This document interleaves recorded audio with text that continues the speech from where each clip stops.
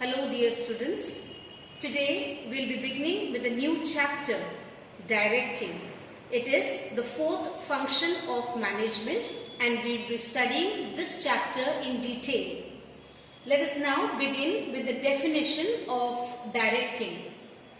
Directing refers to the process of guiding, instructing, counseling, motivating and leading people in an organization to achieve organizational objectives.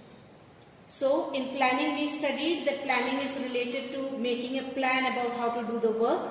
Organizing is related to arranging the resources. Staffing is related to appointing the people.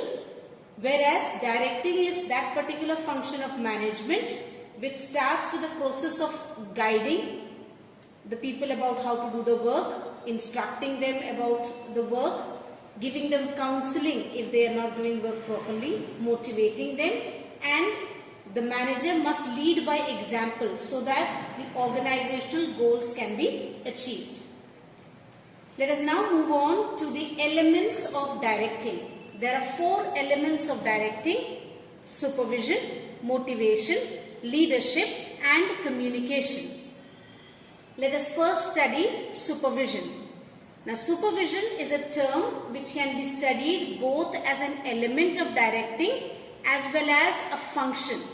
Now as an element of directing, supervision means guiding the efforts of the employees and the resources so that the desired objectives can be achieved.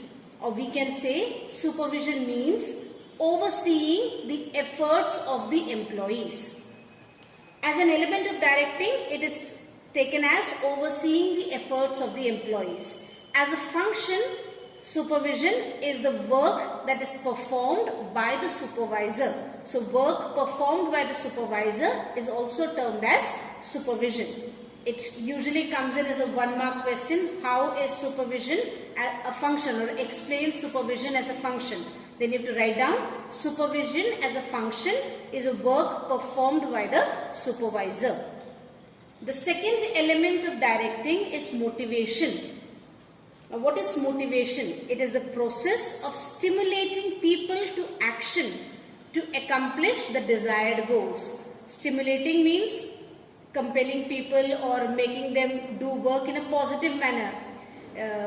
Creating an environment so that people may feel the need to work or to start doing work. So stimulating people to action so that the desired goals can be achieved is termed as motivation. The next is leadership. What is leadership? Leadership is an art of influencing people so that they willingly strive to achieve goals. So motivation is to stimulate people to work. Leadership is the art of influencing people so that the individual by himself or herself willingly, without any force, wants to achieve that particular goal that is being set. So the art of influencing people is termed as leadership. The fourth is communication.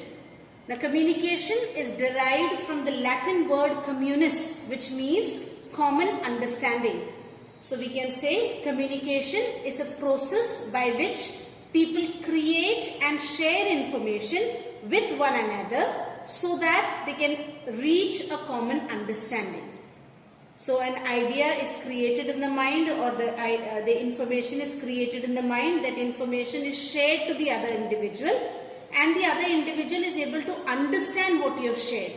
Then it is said to be communication. If I speak and you do not understand, then it would not be termed as communication. So these are the four elements of directing: supervision, motivation, leadership and communication. Let us now move on to the features of directing. The first feature is it initiates action, or directing initiates action.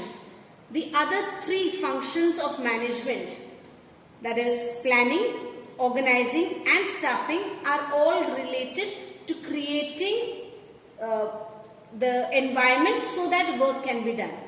Directing is that particular function of management where the employee starts working or the work is initiated or action is initiated. So directing, we can say, is the first step towards completion of the or towards achievement of the organizational goal. The second takes place at all levels of management. Now we had studied one word for this entire thing. We can say directing is pervasive. When something happens at all levels of management, the term that we use for it is pervasive. So directing also happens at all levels. It's not only the top management that directs, but at all levels, the middle level and even at the lower level, directing would take place. The third, continuous process. Directing is not a one-time activity, it is a continuous process. Once a work is given to an individual, supervision is done. In supervision, the employee will be constantly directed by the supervisor who will tell him about the progress of the work or where he is lacking. So it is not a one-time activity, it is a continuous process. And the fourth is directing flows from top to bottom. That is, it is from the top level to the lower level. The supervisor will direct the employee, not vice versa. It is not both way communication. It is directing only flows from the top level to the bottom level. Thank you, students.